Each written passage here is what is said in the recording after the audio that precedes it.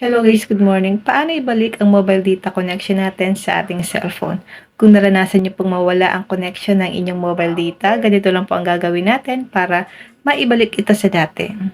Naka-mobile data ako ngayon guys. Makikita niyo po na may nakalagay dyan na 4G. Punta lang tayo sa ating phone settings.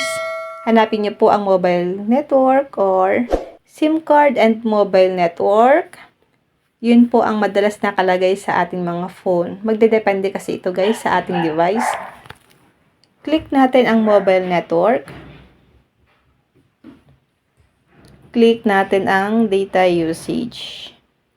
Meron siyang SIM 1 then SIM 2. Dito po sa SIM 2, mapapansin nyo po na naka-turn off ang data usage limit ko. Dati po nakalagay dito ay 10 or 5. Nung na-reach na po kasi ng aking phone, yung data usage limit niya, bigla pong nawala ang aking signal ng aking mobile data connection.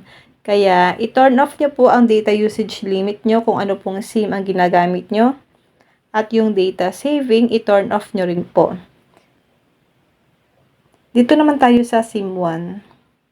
Sa akin kasi guys, sa SIM 1 ko, naka-off po ang data usage limit. Then, naka-off din po ang data saving.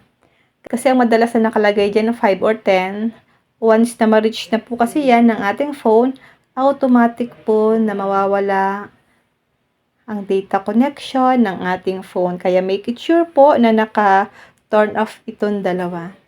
Yun lang guys, kung may natutunan ka sa aking video, huwag mong kalimutan na i-follow ako sa aking Facebook page, Positive Mind, at sa aking YouTube channel, RQ Willow, para lagi kang updated sa lahat ng tips at video tutorial na ina-upload ko. Mag-comment lang kayo sa comment section kung may mga katanungan kayo. And now, thank you for watching. God bless you all.